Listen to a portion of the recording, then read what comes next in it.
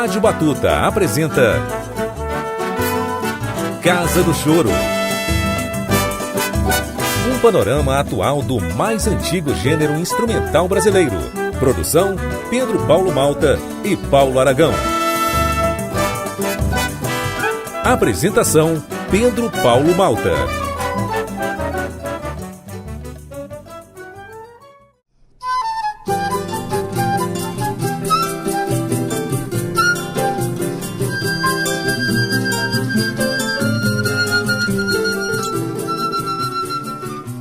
A Flor Amorosa, que estamos ouvindo com Altamiro Carrilho nessa gravação de 2009, não é só um clássico do choro. Talvez seja, desses choros mais conhecidos, o mais antigo. Ele data de 1880, tempo do Brasil Império, dos saraus imperiais no Paço de São Cristóvão, onde, aliás, o compositor da Flor Amorosa era habitué como músico.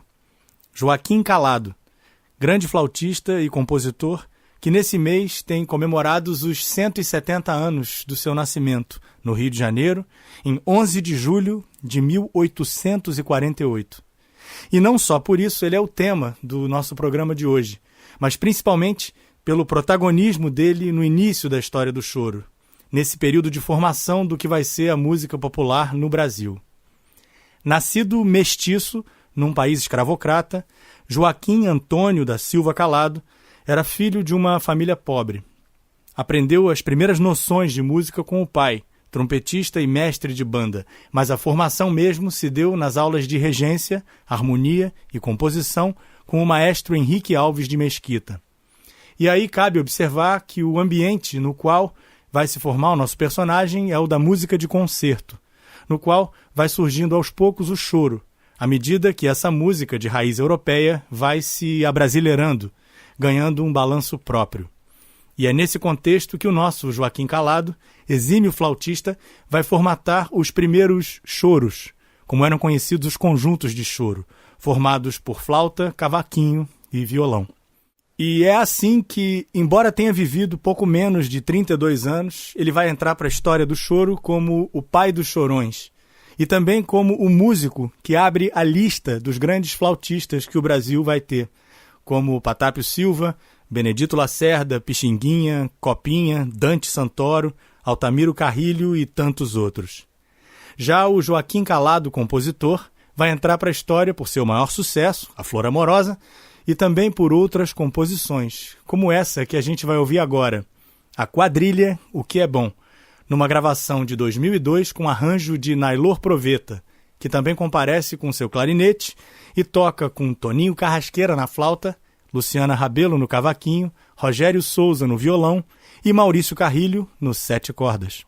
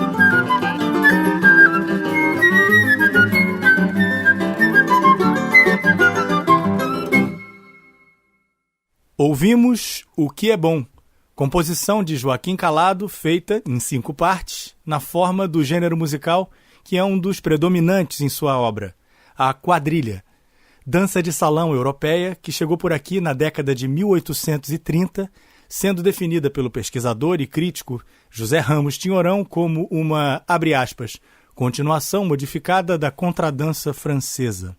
Já o nome, que tem origem no espanhol quadrilha, vem do diminutivo de esquadra, ou seja, esquadrão, palavra associada a essa dança por conta da arrumação dos participantes da quadrilha, que lembra a disposição de um destacamento militar. No Brasil, a quadrilha vai ganhar popularidade na segunda metade do século XIX. Em certas localidades do interior do país, vai se firmar como a dança que até hoje é praticada nas festas juninas, com direito à figura do marcante, que já naquela época ditava os passos a serem feitos pelos dançarinos, os participantes. Já no ambiente musical, ela vai ser um dos gêneros mais praticados pelos compositores desse capítulo inicial da história do choro, como Henrique Alves de Mesquita, Viriato Figueira da Silva, Anacleto de Medeiros e o nosso Joaquim Calado. Outra dança de origem europeia que vai pegar no Brasil do século XIX é a polca, que, mais apropriada para os requebros buliçosos, especialmente quando dançada a 2, vai entrar pelo século XX, gozando de grande popularidade e sendo divulgada e recriada por grandes nomes como Chiquinha Gonzaga. A maestrina, aliás, foi homenageada pelo amigo Joaquim Calado num dos primeiros sucessos dele, feito em ritmo de polca e editado em 1869, com o nome de Querida por Todos. Vamos ouvir numa gravação de fevereiro desse ano, 2018, na flauta de Rodrigo Castro e no piano de Hércules Gomes, também arranjador da faixa.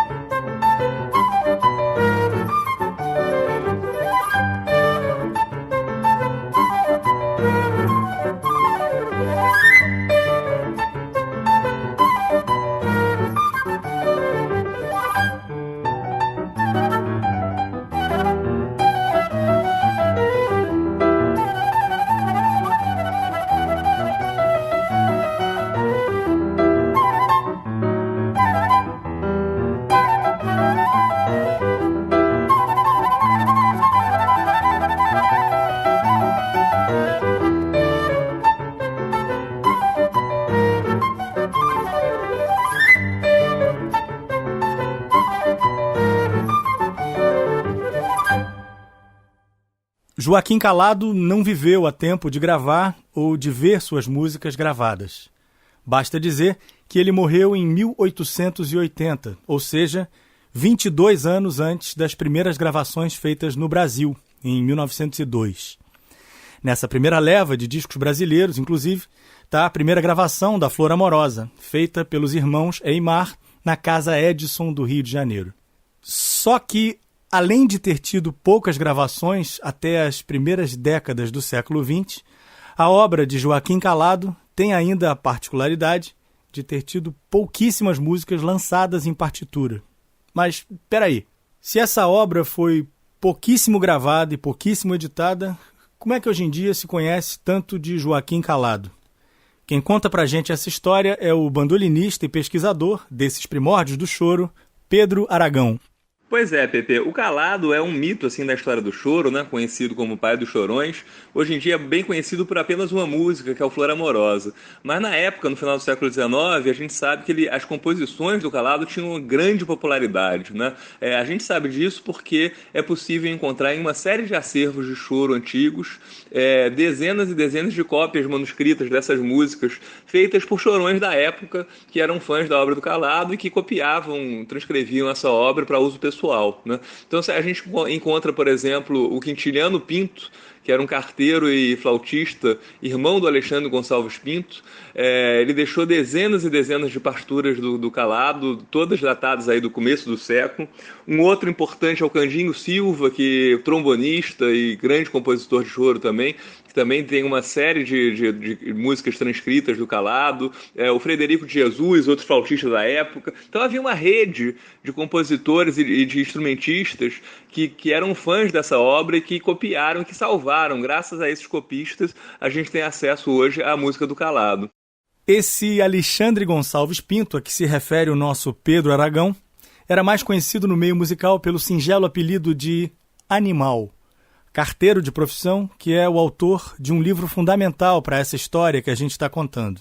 Livro que se chama O Choro, Reminiscências dos Chorões Antigos, e que enumera dezenas de personagens, anônimos ou famosos, das 5 ou 6 décadas anteriores ao lançamento do livro, 1936.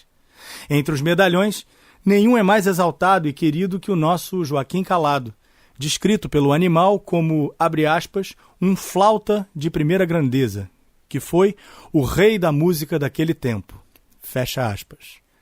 Elogios que são as primeiras referências publicadas sobre o pai dos chorões, que pouco depois, em 1941, vai ser objeto de estudo da folclorista e musicóloga Marisa Lira, no artigo As Características Brasileiras nas Interpretações de Calado. Depois disso, só dali a quase 30 anos, ele vai voltar a ser tema de uma publicação pelas mãos do maestro Batista Siqueira, que em 1969 publica o livro 3 Vultos Históricos da Música Brasileira, tendo entre eles o nosso Calado, que ainda assim, em termos fonográficos, não ia além da Flor Amorosa e outros raríssimos registros. Como, por exemplo, esse que a gente traz agora, lá de 1912, e do qual a gente vai ouvir um trechinho.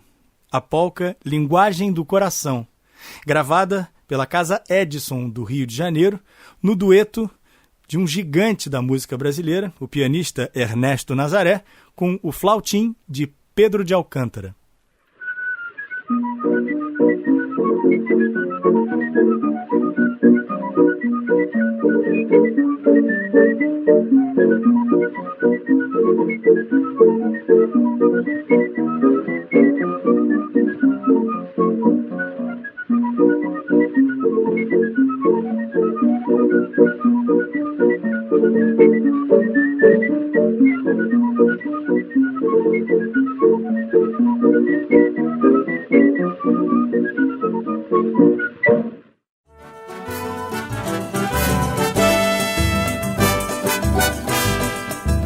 Você está ouvindo Casa do Choro.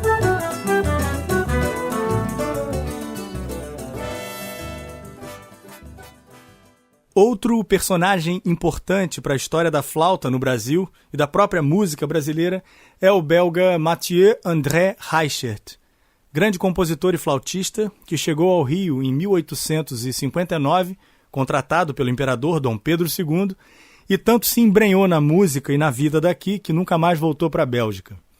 Nas mais de 2 décadas que ele vive no Brasil, até morrer em 1880, ele vai contribuir com o nosso ambiente musical, por exemplo, popularizando uma tremenda novidade trazida com ele na bagagem, uma flauta de prata, tão diferente da flauta de ébano como a que Joaquim Calado e outros flautistas tocavam por aqui.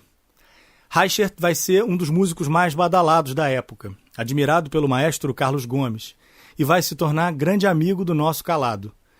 Segundo uma das maiores estudiosas de Reichert, a flautista Odete Ernest Dias, é dessa relação de amizade entre eles que nasce a linhagem brasileira da flauta, do encontro entre a técnica de Reichert e a malícia de Calado. Mais um capítulo importante na história da música brasileira, que no século XIX se caracteriza, entre outras coisas, por essa caminhada da matriz europeia em direção ao que vai ser o choro. Na obra de Joaquim Calado, essa caminhada se espelha não só dentro das quadrilhas e polcas que ele compõe, como também na forma de outros gêneros em que ele vai criar, abrasileirando-se a partir do padrão europeu. É o caso do lundu característico, que a gente traz agora no nosso repertório, nessa gravação de 2002, com Toninho Carrasqueira na flauta, Nailor Proveta no clarinete, Luciana Rabelo no cavaquinho, Rogério Souza no violão e Maurício Carrilho nos 7 cordas e na autoria do arranjo.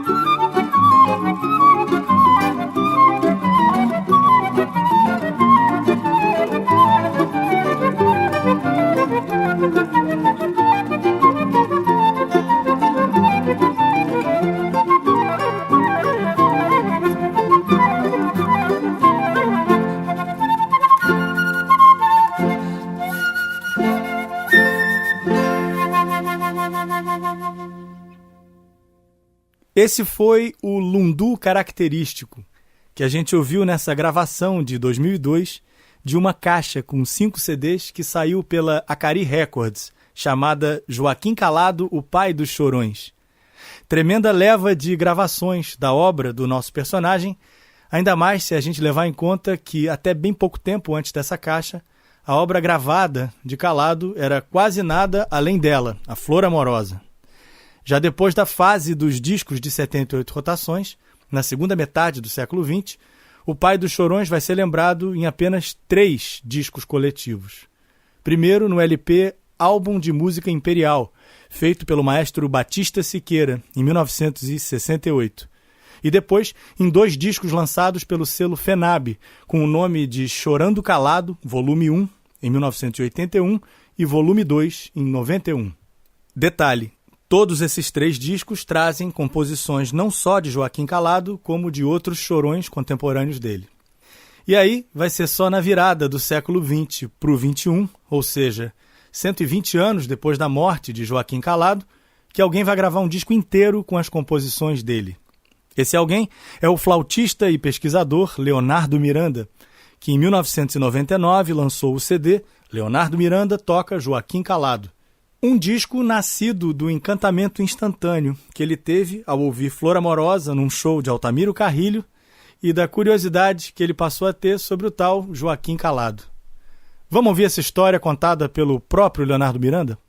E o tempo foi passando e eu via que nada mais do Calado era tocado, só o tal do Flor Amorosa. E eu parti para procurar outras composições dele. Finalmente, um amigo meu que tinha acesso aos cadernos do Jupiaçara, que foi um aluno do Calado, que foi o responsável por ter registrado a maioria das composições dele, esse meu amigo me conseguiu uma cópia de várias partituras do Calado. E eu tirei e comecei a tocar por aí, em roda. E numa dessas rodas eu conheci o Maurício Carrilho, que ficou encantado com as outras composições do Calado. Ele também só conhecia o Flor Amorosa, praticamente. E saiu daí a ideia do disco. Na verdade, a ideia foi dele. Ele nessa primeira roda, onde eu mal tocava, na verdade, eu estava começando a... Eu tinha pouco tempo que eu tinha condições de participar de uma roda de choro como solista. E ele falou, você tem que fazer um disco do Calado. E a partir daí, toda vez que a gente se encontrava, ele repetia isso. E o disco do Calado? Vamos fazer o disco do Calado. Finalmente, quando ele fundou a gravadora, a Acari Records, ele pôde concretizar isso aí. Logo na primeira leva na Acari, um dos 3 primeiros CDs foi o do Calado mesmo, também ideia dele, insistência dele. E aí nessa feitura do CD a gente já trabalhou junto, escolhendo as músicas, e ele harmonizou tudo, recriou o acompanhamento das quadrilhas, que era algo que tinha se perdido, a gente não tinha muito como saber como se fazia antes. E foi isso. O restante do repertório eu achei pesquisando de novo no caderno do Jupiaçara, no original, que está no Museu da Imagem e do Som, e na Biblioteca Nacional, no acervo Mozart Araújo, que está no Centro Cultural Banco do Brasil, e no acervo de alguns colecionadores, alguns chorões assim, que tinham alguns cadernos antigos. Essa história se conclui com o CD Leonardo Miranda Toca Joaquim Calado, gravado entre março e abril de 1999 e lançado na sequência. No repertório estão 30 faixas, gravadas pelo solista com um requinte. Ele acoplou à sua flauta uma cabeça feita do mesmo material da flauta de Calado, o ébano. A instrumentação do disco também seguiu a formação consagrada pelo Pai dos Chorões, ou seja, com a flauta de Leonardo sendo acompanhada pelo cavaquinho de Luciana Rabelo e 2 violões, nesse caso, os 6 cordas de João Lira e os 7 cordas de Maurício Carrilho, que, como o Léo já falou, também escreveu os arranjos do disco.